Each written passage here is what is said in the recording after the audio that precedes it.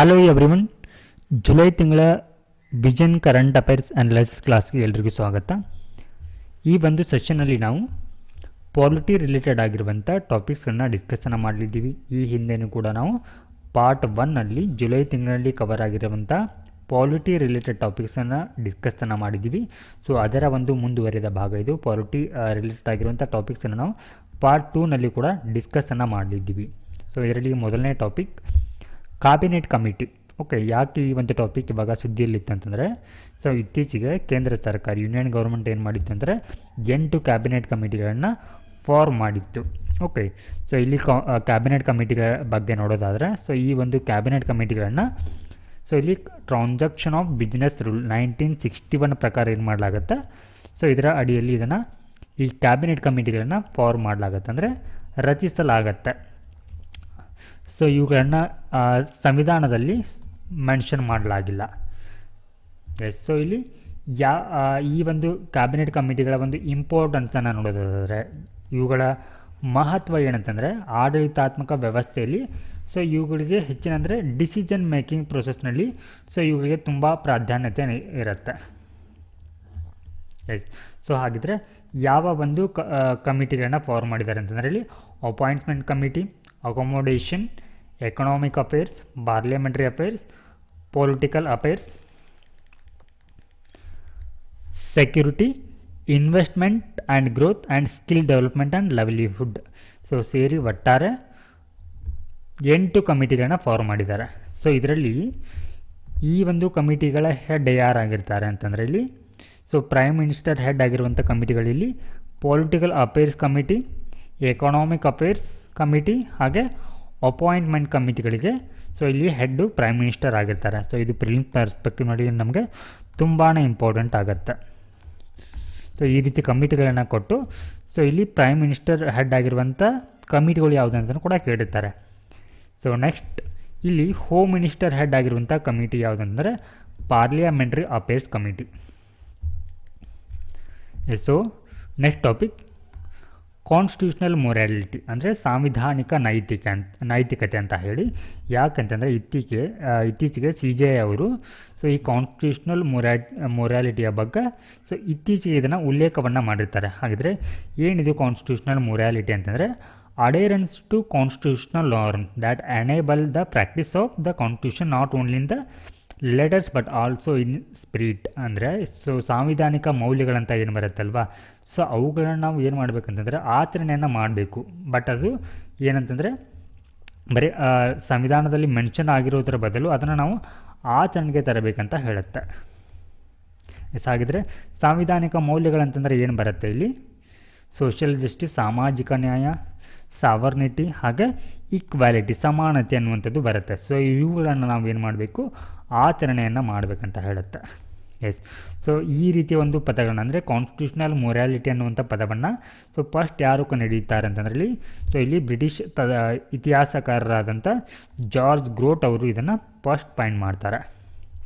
S, so ಈ ಒಂದು constitutional morality ಕುರಿತು ಡಾಕ್ಟರ್ ಅಂಬೇಡ್ಕರ್ ಅವರ ಏನಾಗಿತ್ತು ಅಂತಂದರೆ, ಇಲ್ಲಿ constitutional morality is the necessary for the peaceful working of the democratic constitutional. So ಇಲ್ಲಿ ಸಾಂವಿಧಾನಿಕ ನೈತಿಕತೆ ಅನ್ನುವಂಥದ್ದು ಸೊ ಒಂದು ದೇಶದ ಈ ಡೆಮೋಕ್ರೆಟಿಕ್ ಕಾನ್ಸ್ಟಿಟ್ಯೂಷನ್ ಅನ್ನುವಂಥದ್ದು ಶಾಂತಿಯುತವಾಗಿ ನಡಿಬೇಕಂತಂದರೆ ಸೊ ಈ ಸಾಂವಿಧಾನಿಕ ನೈತಿಕತೆ ಅನ್ನುವಂಥದ್ದು ಅಗತ್ಯವಾಗಿದೆ ಅಂತ ಅಂಬೇಡ್ಕರ್ ಅವರು ಕೂಡ ಹೇಳಿರ್ತಾರೆ.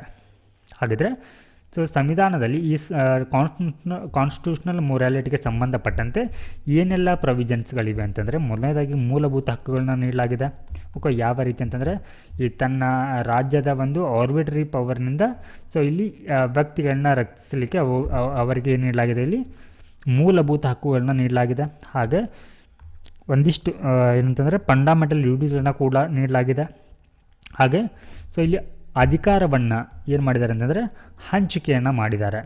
ಯಾವ ರೀತಿ ಅಂತಂದರೆ ಇಲ್ಲಿ judicial review of legislative and executive action.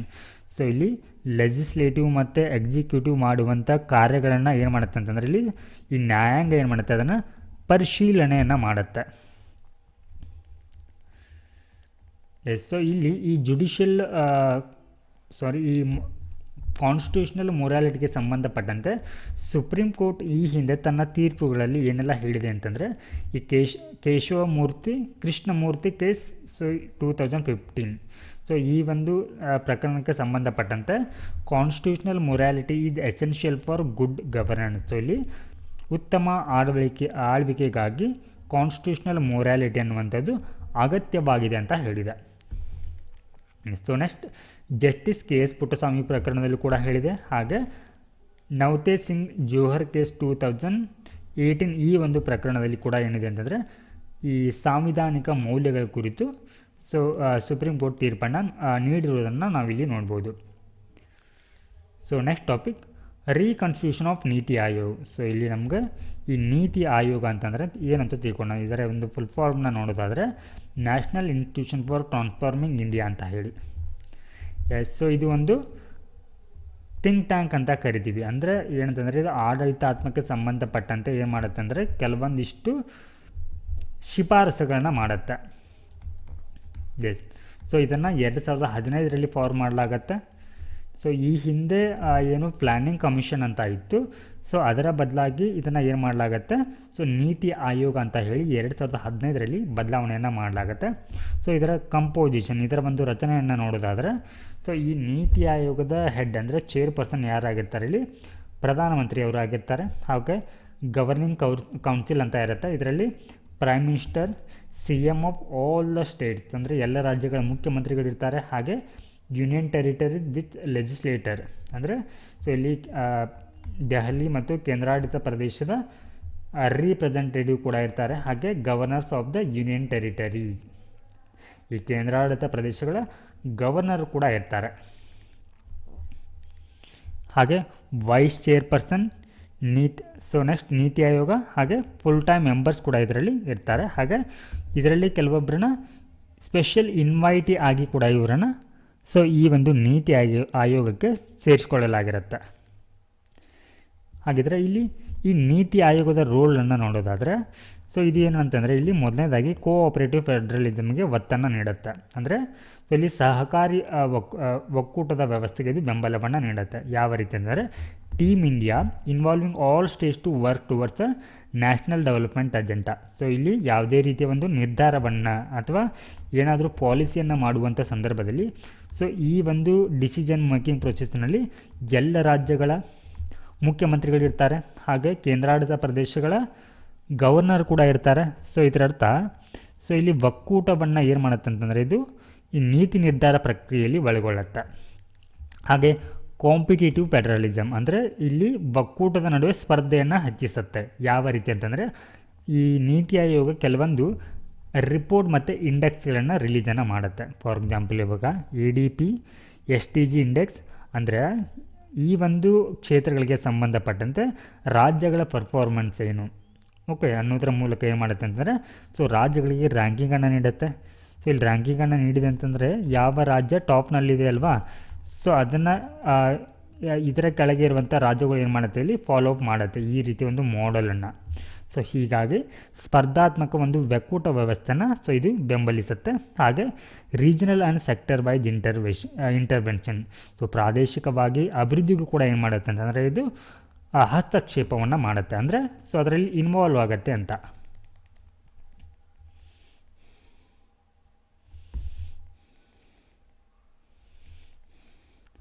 So next topic article 341. Okay, so ಯಾಕಂತಂದರೆ ಈ ಒಂದು ಟಾಪಿಕ್ ಇವಾಗ ಸುದ್ದಿಯಲ್ಲಿರಲಿಕ್ಕೆ ಕಾರಣ ಏನಂತಂದರೆ ಸುಪ್ರೀಂ ಕೋರ್ಟ್ ಅಂದರೆ ಸರ್ವೋಚ್ಚ ನ್ಯಾಯಾಲಯ ಇತ್ತೀಚೆಗೆ ಸೊ ಈ ಆರ್ಟಿಕಲ್ 341 ಅಡಿಯಲ್ಲಿ ಸೊ ಇಲ್ಲಿ ರಾಜ್ಯಗಳಿಗೆ ಶೆಡ್ಯೂಲ್ ಕಾಸ್ಟ್ನಲ್ಲಿರುವಂಥ ಅಂದರೆ ಈ ಲಿಸ್ಟ್ನಲ್ಲಿ ಶೆಡ್ಯೂಲ್ ಕಾಸ್ಟ್ ಲಿಸ್ಟ್ ಏನಿದೆ ಅಲ್ವಾ, ಸೊ ಇವುಗಳಲ್ಲಿ ಯಾವುದೇ ಜಾತಿಗಳನ್ನ ಸೇರಿಸಲಿಕ್ಕೆ ಅಥವಾ ಅದನ್ನು ಚೇಂಜ್ ಮಾಡಲಿಕ್ಕೆ ರಾಜ್ಯಗಳಿಗೆ ಅಧಿಕಾರ ಇಲ್ಲ ಅಂತ ಹೇಳಿದೆ. ಸೊ ಇಲ್ಲಿ ಈ ಆರ್ಟಿಕಲ್ 341 ಬಗ್ಗೆ ನಾವು ಇನ್ನಷ್ಟು ತಿಳ್ಕೊಳ್ಳೋದಾದರೆ, president can officially designate certain groups as schedule caste for specific states or union territory. So ಇಲ್ಲಿ ಈ ರೀತಿಯ ಒಂದು ಅಂದರೆ ಈ ಶೆಡ್ಯೂಲ್ ಕಾಸ್ಟ್ ಅಂತ ಇಲ್ಲಿ ಡೆಸಿಗ್ನೇಷನ್ ಅಥವಾ ಮಾನ್ಯತೆಯನ್ನು ನೀಡಬೇಕಂತಂದರೆ ಯಾವುದೇ ಒಂದು ಜಾತಿಗೆ ಸೊ ಆ ಅಧಿಕಾರ ಯಾರಿಗಿರುತ್ತೆ ಇಲ್ಲಿ ಪ್ರೆಸಿಡೆಂಟ್ ಅವರಿಗೆ ಮಾತ್ರ ಇರುತ್ತೆ. So for state there is a done after consulting the governor. So in case ಏನಾದರೂ ಯಾವುದಾದ್ರೂ ರಾಜ್ಯಕ್ಕೆ ಸಂಬಂಧಪಟ್ಟಂತೆ ಅಂದರೆ ಇಲ್ಲಿ ಶೆಡ್ಯೂಲ್ ಕಾಸ್ಟ್ ಅಂತ ಘೋಷಣೆಯನ್ನು ಮಾಡುವಂಥ ಸಂದರ್ಭದಲ್ಲಿ ಆ ರಾಜ್ಯಗಳ ಗವರ್ನರ ಒಂದು ಸಲಹೆಯನ್ನು ಕೂಡ ಪಡೆದುಕೊಳ್ಬೇಕಾಗತ್ತೆ. Yes, so parliamentary may by law include or exclude from the list of the schedule cost.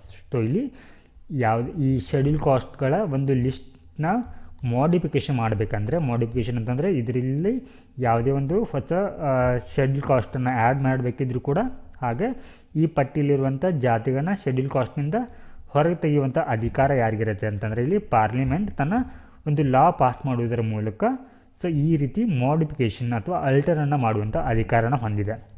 But ಇಲ್ಲಿ ಇತ್ತೀಚೆಗೆ ಏನು ಮಾಡಿತ್ತು ಅಂದರೆ ಬಿಹಾರ್ ಗೌರ್ಮೆಂಟ ಈ ರೀತಿ ಒಂದು ಕ್ರಮವನ್ನು ಮಾಡಿತ್ತು. ಸೊ ಇದನ್ನು ಸುಪ್ರೀಂ ಕೋರ್ಟ್ ಟಕ್ ಡೌನ್ ಮಾಡುತ್ತೆ, ಅಂದರೆ ನಿಷೇಧ ಮಾಡುತ್ತೆ. ಸೊ ಇಲ್ಲಿ ರಾಜ್ಯಗಳಿಗೆ ಆ ಒಂದು ಅಧಿಕಾರ ಇರೋದಿಲ್ಲ, ಬದಲಿಗೆ ಪಾರ್ಲಿಮೆಂಟ್ ಬೈ ಲಾ ಅಂದರೆ ಒಂದು ಕಾನೂನನ್ನು ಮಾಡುವ ಮೂಲಕ ಸೊ ಈ ಪಟ್ಟಿಯನ್ನು ಏನು ಮಾಡುವುದು, ಇಲ್ಲಿ ಅಲ್ಟರನ್ನು ಮಾಡುವಂಥ ಅಧಿಕಾರನ ಹೊಂದಿರುತ್ತೆ. So next, president return bill passed by Punjab legislative assembly. So ಇಲ್ಲಿ ಪಂಜಾಬ್ ಒಂದು ಶಾಸಕಾಂಗ ಪಾಸ್ ಮಾಡಿರುವಂಥ ಮಸೂದೆಯನ್ನು ಈ ರಾಷ್ಟ್ರಪತಿಯವರು ಏನು ಮಾಡಿದ್ದಾರೆ ಅಂತಂದರೆ ಮರಳಿ ಅದನ್ನು ಪಂಜಾಬ್ ಲೆಜಿಸ್ಲೇಟಿವ್ ಅಸೆಂಬ್ಲಿಗೆ ಕಳಿಸಿದ್ದಾರೆ. ಎಸ್, ಸೊ ಇಲ್ಲಿ ಏನಿದು ಪ್ರಕರಣ ಅಂತಂದರೆ the Punjab universities loss amendment bill 2023 was reserved for the president asset by the Punjab governor. So ಇಲ್ಲಿ ಯಾವುದೇ ಒಂದು ಮಸೂದೆ ಅನ್ನುವಂಥದ್ದು ಕಾಯ್ದೆ ಆಗಬೇಕಿದ್ರೆ ಆ ರಾಜ್ಯ ಏನು ಮಾಡುತ್ತೆ, ಇದನ್ನು ರಾಜ್ಯಪಾಲರ ಒಪ್ಪಿಗೆಗೆ ಕಳಿಸಿರುತ್ತೆ. ಓಕೆ, ಸೊ ಇಲ್ಲಿ ರಾಜ್ಯಪಾಲರಿಗೆ ಇಲ್ಲಿ ಏನಿರುತ್ತೆ ಅಂದರೆ ಈ ಮಸೂದೆಗಳಿಗೆ ಸಂಬಂಧಪಟ್ಟಂತೆ 4 ಚಾಯ್ಸಸ್ ಇರುತ್ತೆ. ಏನಂತಂದರೆ ಮೊದಲನೇದಾಗಿ ಅವರು ಆ ಬಿಲ್ಗೆ ಒಪ್ಪಿಗೆಯನ್ನು ನೀಡ್ಬೋದು, ಹಾಗೆ ಅದನ್ನು ವಿತ್ ಹೋಲ್ಡ್ ಮಾಡ್ಕೊಳ್ಬೋದು, ಅಂದರೆ ಒಪ್ಪಿಗೆಯನ್ನು ನೀಡದೇ ಇರ್ಬೋದು. ಸೊ ಥರ್ಡ್ ಇಲ್ಲಿ ಏನಂತಂದರೆ ಇದನ್ನು ರೀಕನ್ಸಿಡರೇಷನ್ಗಾಗಿ ಅದನ್ನು ಮತ್ತೆ ಈ ಲೆಜಿಸ್ಲೇಟಿವ್ ಅಸೆಂಬ್ಲಿಗೆ ಅದನ್ನು ಕಳಿಸ್ಬೋದಾಗಿರುತ್ತೆ. ಸೊ ಫೋರ್ತ್ ಚಾಯ್ಸ್ ಏನಂತಂದರೆ ಆ ಒಂದು ಮಸೂದೆಯನ್ನು ರಿಸರ್ವ್ ಮಾಡಿಕೊಳ್ಳುವಂಥದ್ದು, ಅಂದರೆ ರಾಷ್ಟ್ರಪತಿಯವರ ಒಪ್ಪಿಗೆಗಾಗಿ ಇದನ್ನು ರಿಸರ್ವ್ ಮಾಡಿಕೊಳ್ಬೇಕಾಗತ್ತೆ. ಎಸ್, ಸೊ ಇಲ್ಲಿ ರಾಜ್ಯಪಾಲರು ಏನು ಮಾಡಿದ್ದಾರೆ, ಈ 4ನೇ ಒಂದು ಆಯ್ಕೆಯನ್ನು ಆಯ್ದುಕೊಂಡಿದ್ದಾರೆ, ಅಂದರೆ ರಾಷ್ಟ್ರಪತಿಗಳ ಒಂದು ಅನುಮೋದನೆಗಾಗಿ ಈ ಒಂದು ಮಸೂದೆಯನ್ನು ಕಾಯ್ದಿರಿಸಿದ್ದಾರೆ. Yes, so reservation of state bills for the president consideration.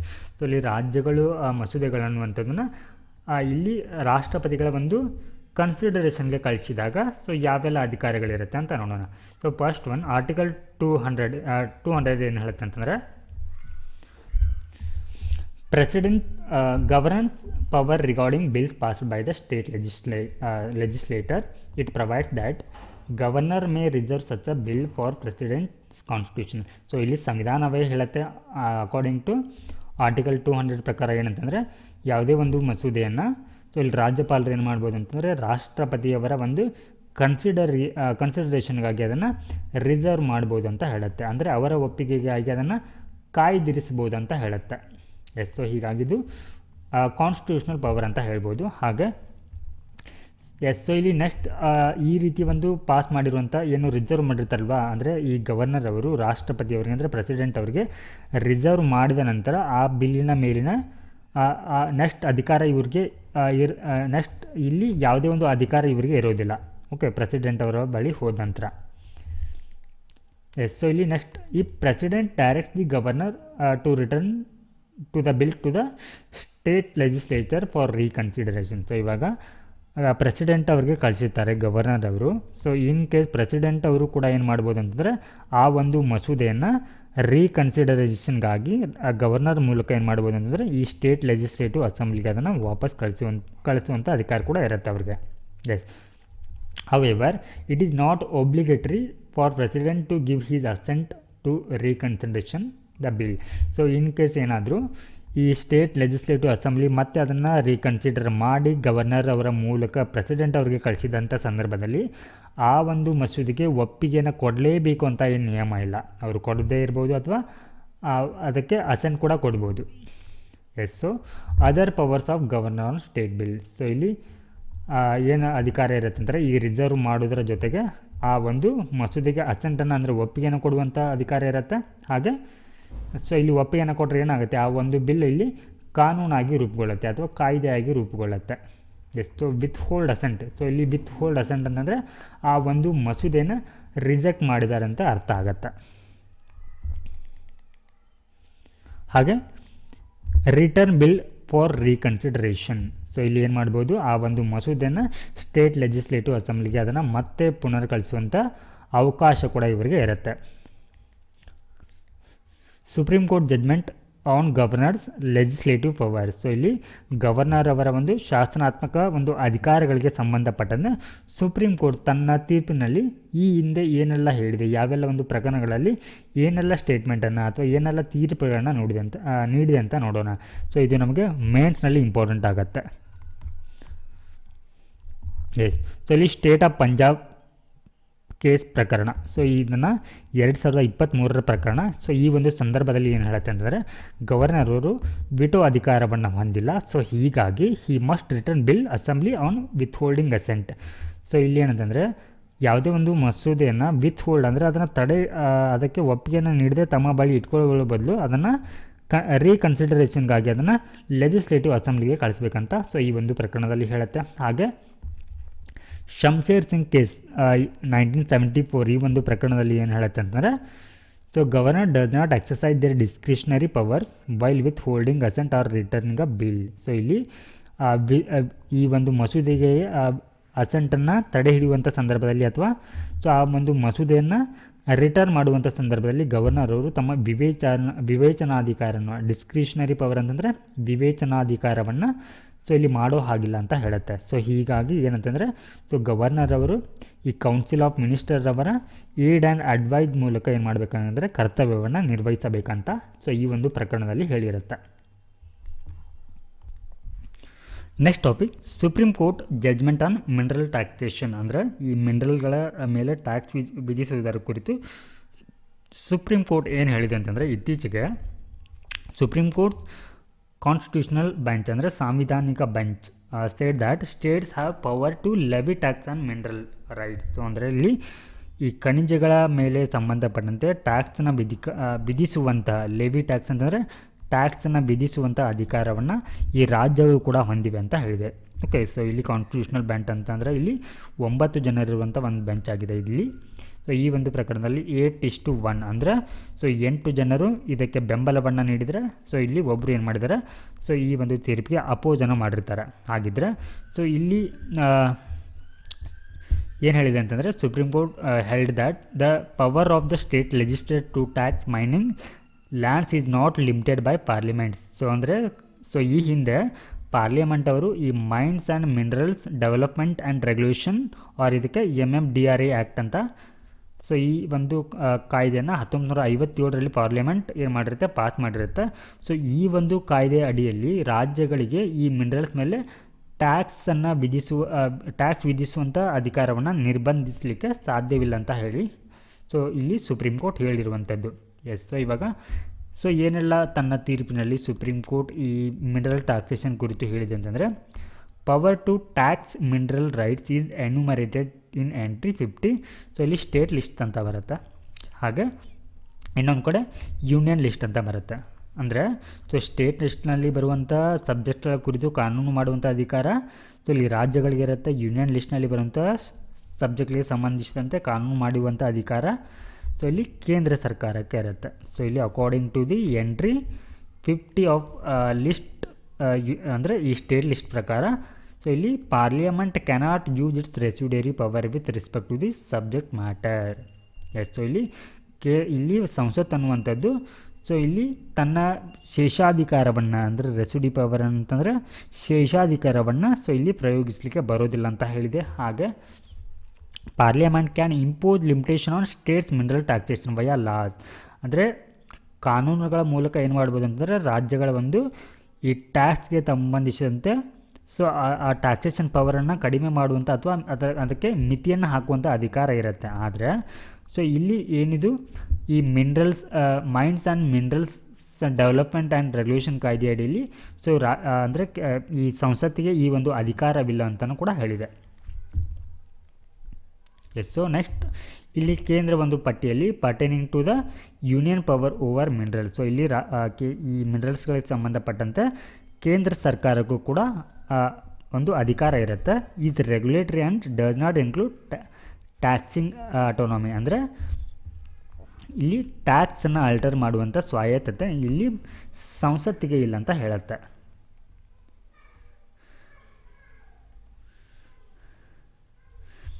So ಇಲ್ಲಿ ನಾವು ಈ MMDRA ಆ್ಯಕ್ಟ್ ಬಗ್ಗೆ ತಿಳ್ಕೊಳ್ಳೋಣ. ಓಕೆ, ಸೊ ಇದರ ಅಡಿಯಲ್ಲಿ ಏನು ಮಾಡಲಾಗುತ್ತೆ ಅಂದರೆ ರೆಗ್ಯುಲೇಟ್ಸ್ ಮೈನಿಂಗ್ ಸೆಕ್ಟರ್. ಸೊ ಇಲ್ಲಿ ಮೈನಿಂಗ್ ಸೆಕ್ಟರ್ಗಳನ್ನ ಏನು ಮಾಡಲಾಗುತ್ತೆ, ಮೈನಿಂಗ್ ಅಂತಂದರೆ ಇಲ್ಲಿ ಗಣಿಗಾರಿಕೆ ಮಾಡುವುದರ ಕುರಿತು ಏನು ಮಾಡುತ್ತೆ ಅಂದರೆ ಇಲ್ಲಿ ರೆಗ್ಯುಲೇಟ್ ಅಂತ ನಿಯಂತ್ರಣವನ್ನು ಮಾಡುತ್ತೆ. ಹಾಗೆ ಸೊ ಇಲ್ಲಿ ಗಣಿಗಾರಿಕೆಯನ್ನು ಮಾಡುವಂಥದ್ದಕ್ಕೆ ಏನು ಮಾಡಲಾಗುತ್ತೆ, ಇಲ್ಲಿ ಲೈಸೆನ್ಸನ್ನು ಕೂಡ ನೀಡಲಾಗುತ್ತೆ.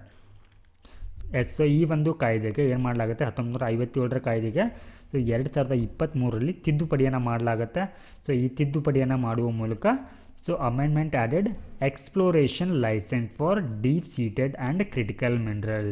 ಸೊ ಇಲ್ಲಿ ಕ್ರಿಟಿಕಲ್ ಮಿನರಲ್ಸ್ಗಳ ಸಂಬಂಧಪಟ್ಟಂತೆ ಸೊ ಏನು ಮಾಡುತ್ತೆ, ಸೊ ಇಲ್ಲಿ ಲೈಸೆನ್ಸ್ಗಳನ್ನ ತೆಗೆದುಕೊಳ್ಬೇಕಂತ ಹೇಳುತ್ತೆ. ಹಾಗೆ ಸೊ ಇಲ್ಲಿ ಕೆಲವೊಂದು ಏನಂತಂದರೆ ಈ ಕ್ರಿಟಿಕಲ್ ಮಿನರಲ್ಗಳ ಪಟ್ಟಿಯಿಂದ ಕೆಲವೊಂದಿಷ್ಟು ಏನು ಮಾಡ್ತಾರೆ ಅಂತಂದರೆ ಪಟ್ಟಿಯಿಂದ ಅವನ್ನಗಳನ್ನ ತೆಗೆದು ಹಾಕ್ತಾರೆ. ಸೊ ಇಲ್ಲಿ ಯಾವೆಲ್ಲ ಅಂತಂದರೆ ಲಿಥಿಯಮ್ ಆಗಿರ್ಬೋದು, ಬೆರಿಲಿಯಮ್, ಟೈಟಾನಿಯಮ್. ಸೊ ಈ ಒಂದು ಪಟ್ಟಿಯ ಮೂಲಕ ತೆಗೆಯುವ ಮೂಲಕ ಏನು ಮಾಡ್ತಾರೆ, ಸೊ ಈ ಕ್ರಿಟಿಕಲ್ ಮಿನರಲ್ಗಳ ಒಂದು ಗಣಿಗಾರಿಕೆಗೆ ಸೊ ಇಲ್ಲಿ ಪ್ರೈವೇಟ್ ಸೆಕ್ಟರ್ಗಳು ಕೂಡ ಇಲ್ಲಿ ಏನು ಮಾಡ್ತಾರೆ, ರೈಟ್ಸನ್ನು ನೀಡುತ್ತಾರೆ. Next topic, foreigners tribunal. So ಇತ್ತೀಚೆಗೆ supreme court recently overturn the decision of Assam foreigners tribunal and declare the resident of the state as a Indian citizen. So ಇಲ್ಲಿ ಇತ್ತೀಚೆಗೆ ಈ ಅಸ್ಸಾಂನಲ್ಲಿ ಏನು ಮಾಡಿತ್ತು ಅಂದರೆ ಈ ಫಾರಿನರ್ ಟ್ರಿಬ್ಯುನಲ್ ಆ ಒಂದು ಸ್ಥಳೀಯ ನಿವಾಸಿಗಳನ್ನ ಸೊ ಇಲ್ಲಿ ಫಾರಿನರ್ ಅಂತ ಕನ್ಸಿಡರ್ನ ಮಾಡಿರುತ್ತೆ. ಬಟ್ ಇಲ್ಲಿ ಅವರನ್ನು ನೀವು ಇಂಡಿಯನ್ ಸಿಟಿಜನ್ ಅಂತ ಕನ್ಸಿಡರ್ ಮಾಡಬೇಕಂತ ಹೇಳಿ ಸುಪ್ರೀಂ ಕೋರ್ಟ್ ಇಲ್ಲಿ ಹೇಳಿದೆ. ಸೊ ಇಲ್ಲಿ ಈ ಫಾರಿನರ್ ಟ್ರಿಬ್ಯುನಲ್ಸ್ ಅನ್ನುವಂಥದ್ದು ನಮಗೆ ಪ್ರಿಲಿಮ್ಸ್ ಪರ್ಸ್ಪೆಕ್ಟಿವ್ನಲ್ಲಿ ಇಂಪಾರ್ಟೆಂಟ್ ಆಗುತ್ತೆ. ಸೊ ಏನಿದು ಅಂತ ನೋಡೋಣ.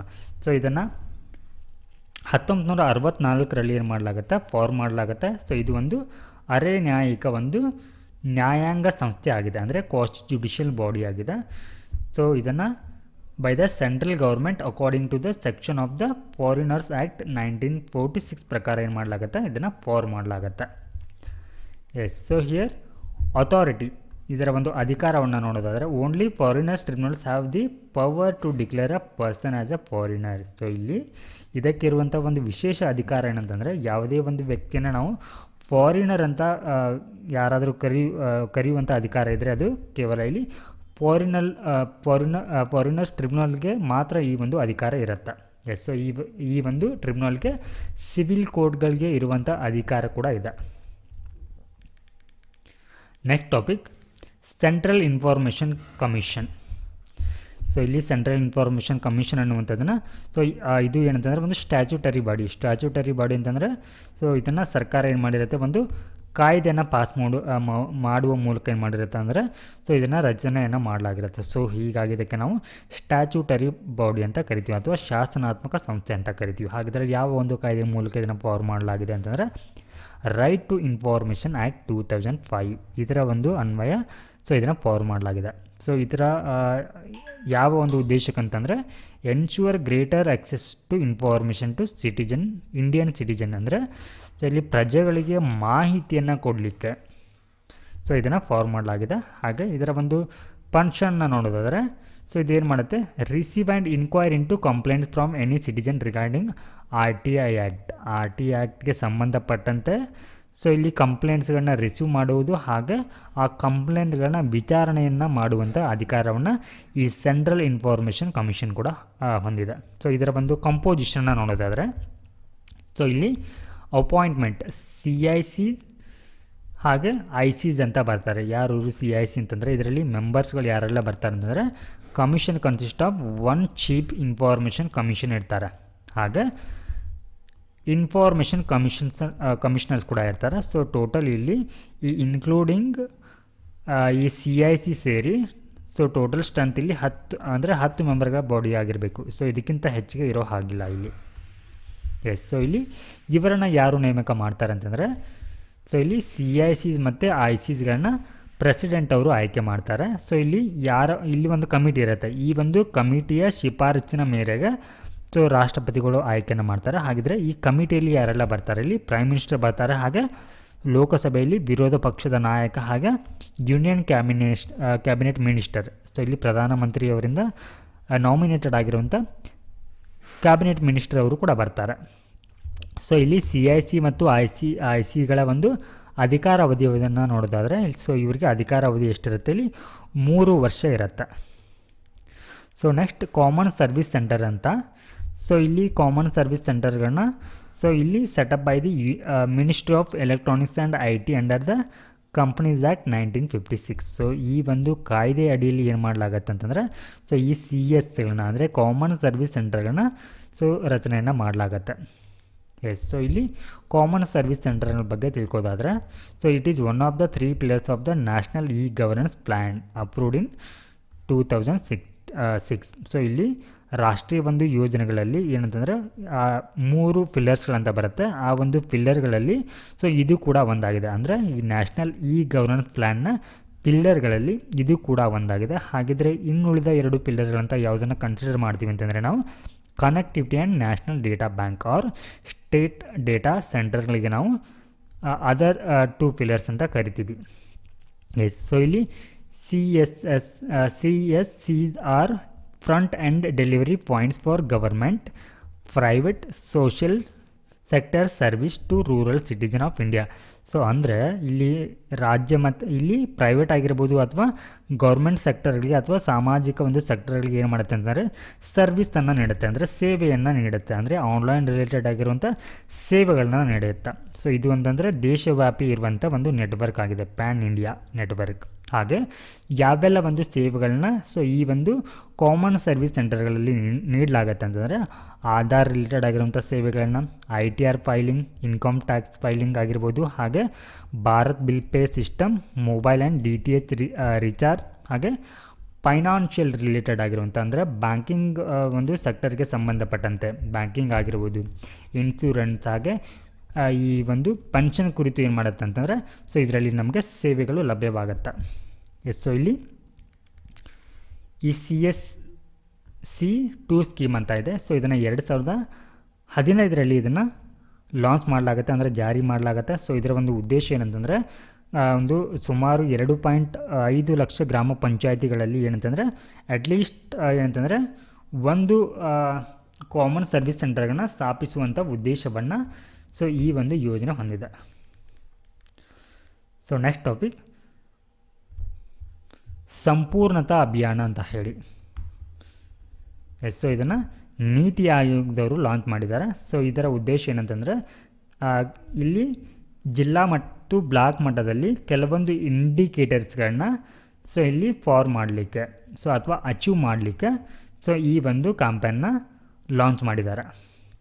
ಎಸ್, ಸೊ ಇಲ್ಲಿ ಡಿಸ್ಟಿಕ್ ಬಂದರೆ ಯಾವೆಲ್ಲ ಒಂದು ಕೀ ಇಂಡಿಕೇಟರ್ಸನ್ನು ಕನ್ಸಿಡರ್ ಮಾಡ್ತಾರೆ ಅಂತಂದರೆ, ಇಲ್ಲಿ ಹೆಲ್ತ್ ಕಾರ್ಡ್ ಅಂದರೆ ಸಾಯಿಲ್ ಹೆಲ್ತ್ ಕಾರ್ಡ್, ಮಣ್ಣಿನ ಒಂದು ಆರೋಗ್ಯದ ಕಾರ್ಡನ್ನು ಏನು ಮಾಡಲಾಗುತ್ತೆ, ಇಲ್ಲಿ ವಿತರಣೆಯನ್ನು ಮಾಡಲಾಗುತ್ತೆ. ಹಾಗೆ percentage of school with functional electricity, ಅಂದರೆ ಆ ಒಂದು ಪ್ರದೇಶದಲ್ಲಿ ಶಾಲೆಯಲ್ಲಿರುವಂಥ ಅಂದರೆ ಪರ್ಸೆಂಟೇಜ್ ಆಫ್ ಸ್ಕೂಲ್ ಮತ್ತು ಆ ಒಂದು ಶಾಲೆಯಲ್ಲಿ ಎಲೆಕ್ಟ್ರಿಸಿಟಿ ಅನ್ನುವಂಥದ್ದನ್ನು, ಹಾಗೆ ಸೆಕೆಂಡರಿ ಲೆವೆಲ್, ಹಾಗೆ ಚಿಲ್ಡ್ರನ್ ಫುಲ್ಲಿ ಇಮ್ಯುನೈಸ್ಡ್, ಅಂದರೆ ಅಲ್ಲಿ ಆ ಒಂದು ಪ್ರದೇಶದಲ್ಲಿ ಮಕ್ಕಳ ಒಂದು ಇಮ್ಯುನೈಸೇಷನ್ ಕೂಡ ಇಲ್ಲಿ ಚೆಕ್ ಮಾಡಲಾಗತ್ತೆ. ಹಾಗೆ ಇನ್ನು ಬ್ಲಾಕ್ ಮಟ್ಟದಲ್ಲಿ ಯಾವೆಲ್ಲ ಇಂಡಿಕೇಟರ್ಸ್ಗಳನ್ನ ಇಲ್ಲಿ ಕನ್ಸಿಡರ್ ಮಾಡ್ತಾರೆ ಅಂತಂದರೆ, percentage of person screen for diabetes. So ಇಲ್ಲಿ ಡಯಾಬಿಟಿಸ್ಗೆ ಸಂಬಂಧಪಟ್ಟಂತೆ ಎಷ್ಟು ವ್ಯಕ್ತಿಗಳನ್ನ ಸೊ ಇಲ್ಲಿ ಅವರನ್ನು ಪರೀಕ್ಷೆಗೆ ಒಳಪಡಿಸಲಾಗತ್ತೆ ಅಂತ ಹೇಳಿ ಚೆಕ್ ಮಾಡ್ತಾರೆ. ಹಾಗೆ ಪರ್ಸೆಂಟೇಜ್ ಆಫ್ SHG, ಸೊ ಇಲ್ಲಿ SHG ಅಂತಂದರೆ ಸೆಲ್ಫ್ ಹೆಲ್ಪ್ ಗ್ರೂಪ್ಗಳ ಬಗ್ಗೆ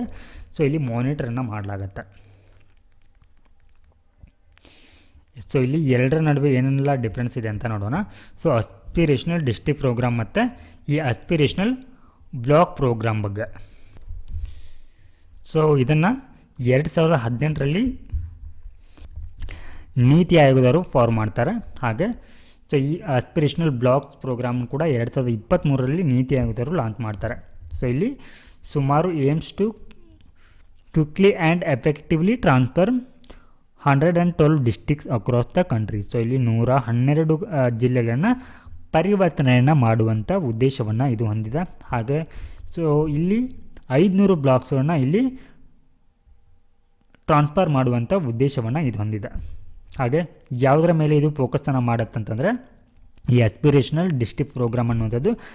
ಸೊ ಟೋಟಲ್ ಇಲ್ಲಿ 5 ಥೀಮ್ಸ್ಗಳ ಮೇಲೆ ಇದು ಗಮನವನ್ನು ನೀಡುತ್ತೆ. ಹೆಲ್ತ್, ನ್ಯೂಟ್ರಿಷನ್, ಎಜುಕೇಷನ್ ಮತ್ತು agriculture and water resources, financial inclusion and skill development ಮತ್ತು ಈ ಮೂಲ ಸೌಕರ್ಯ ಅಭಿವೃದ್ಧಿಯ ಕುರಿತು ಇದೇನು ಮಾಡುತ್ತೆ, ಗಮನವನ್ನು ನೀಡುತ್ತೆ. ಹಾಗೆ ಈ ಆಸ್ಪಿರೇಷನಲ್ ಬ್ಲಾಕ್ಸ್ ಪ್ರೋಗ್ರಾಮ್ ಅನ್ನುವಂಥದ್ದು ಯಾವುದರ ಮೇಲೆ ಗಮನವನ್ನು ನೀಡುತ್ತೆ ಅಂತಂದರೆ health and nutrition, education, agriculture and allied services, basic infrastructure and social development. So ಇದರ ಬಗ್ಗೆ ಏನು ಮಾಡುತ್ತೆ, ಇದು ಗಮನವನ್ನು ನೀಡುತ್ತೆ. ಸೊ ಇದಿಷ್ಟು ನಮಗೆ ಈ ಜುಲೈ ತಿಂಗಳಿನಲ್ಲಿ ಕವರ್ ಆಗಿರುವಂಥ ಪಾಲಿಟಿ ರಿಲೇಟೆಡ್ ಆಗಿರುವಂಥ ಟಾಪಿಕ್ಸ್ಗಳು. ಸೊ ಮುಂದಿನ ಒಂದು ಸೆಷನಲ್ಲಿ ನಾವು ಇಂಟರ್ನ್ಯಾಷನಲ್ ರಿಲೇಷನಲ್ಲಿ ಕವರ್ ಆಗಿರುವಂಥ ಟಾಪಿಕ್ಸ್ಗಳನ್ನ ಡಿಸ್ಕಸ್ಸನ್ನು ಮಾಡಿದ್ವಿ. ನಮಸ್ಕಾರ.